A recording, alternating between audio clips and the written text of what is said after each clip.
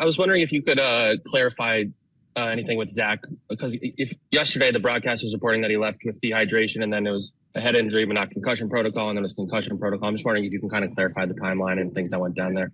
Yeah, I'm not exactly sure on the communication. I just know that it came from up top that they wanted to review a possible head injury, and he was put in the protocol, and that's it. Robert, if and when he comes out of the protocol, is he your quarterback? Yeah. What? It's a concussion. I know it's hard to predict, Robert, but did you get any sense of how bad a concussion it is, or anything like that? No, not really. It's I just know that he's in the protocol, and he's got to go through through the different stages to clear it. Can he go through the week without practicing and then start on Sunday? He definitely could, for sure. In the event that he doesn't clear the protocol by Sunday, who would be the next guy? That'd be Simeon. Robert, the deadline for Aaron's obviously Wednesday. Do you have any insight into what you guys are going to do that day, and whether he'll play this year? I don't have anything for you guys on that one right now. Like I said, as far as I'm concerned, he's still in rehab. I guess, can I ask a hypothetical? If he is cleared, right? If he's medically cleared, is there a reason to play him this year right now with the playoffs out of reach, your offensive line playing some backups? Is there an argument to be made of why he would play this year?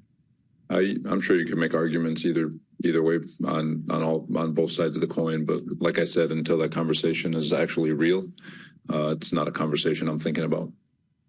Robert, when do you think that conversation will happen, as far as, whether or not he's activated Wednesday? Is that coming up today, tomorrow? We've got to meet with his doctors and just see if there's actual clearance on their part. There's got to be clearance on our doctor's parts. So there's a lot of steps there. And then obviously there's got to be a discussion with Aaron in terms of what the next step would be and the comfort level of everybody on board. So it's not something that's made in a vacuum.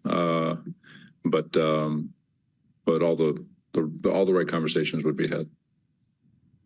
He's a player, Robert. He's probably going to want to play, right? You've been through this this is obviously a very unique injury return, but you've been through it enough times with guys pushing to play. You, Joe, I don't know who else is involved in the decision from the organization standpoint. How much do you have to look at the big picture here? For sure. You always do, but Aaron wants to play. Let's not confuse that one. That's why he's been working so hard to get back, and his willingness to play, even if he's not even 100%, is at the forefront of his mind. Like he wants to go, but like I said, until he's actually cleared, I'm not going to talk about it with anybody. What have your conversations been like with Woody Johnson today, Robert? What kind of reaction does he have to not only a loss like that, but a season like this? Woody's been great. I talk to him every day, and we're always talking game plan. We're always talking. We're always debriefing on the day, and we debriefed about the game yesterday. And but we're always talking. He's been great.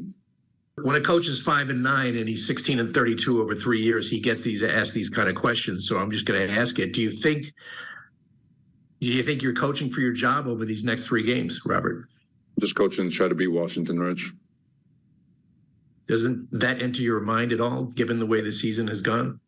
No. Two types of coaches, Rich. Those who have been fired and those who are about to get fired, my man. We coach in the moment. Coach to win a football game. Still get the sense that the locker room is behind you? Yeah, I think the locker room does a great job of playing for one another. That's first and foremost. You always play for the man next to you. But from there, I think this team is still bought in. I think this team still plays for one another. I think this team still loves one another. And I'll speak for everyone in that we are frustrated that we haven't been able to string together some wins. But I do appreciate the way we go out and fight. But we just got to find a way to be successful. The issues on the offensive line yesterday, you're not getting reinforcements coming through the door this week. So how do you fix what happened yesterday on the line? All the way across the board, from the way we coach it to the way we execute, we just got to be more detailed. it wasn't good enough yesterday, and and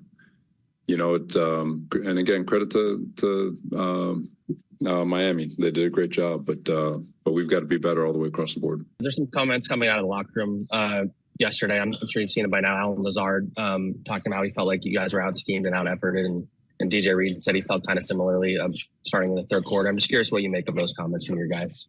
Yeah, they're warranted. We've obviously we didn't coach it well enough, and we didn't execute it well enough, and just all the way across the board wasn't good enough, and in all three phases. It's anytime you lose 30-0. I mean, it's throw a dart at the dartboard, and you can pick a reason. But at the end of the day, starting with me all the way down, we've all got to be better.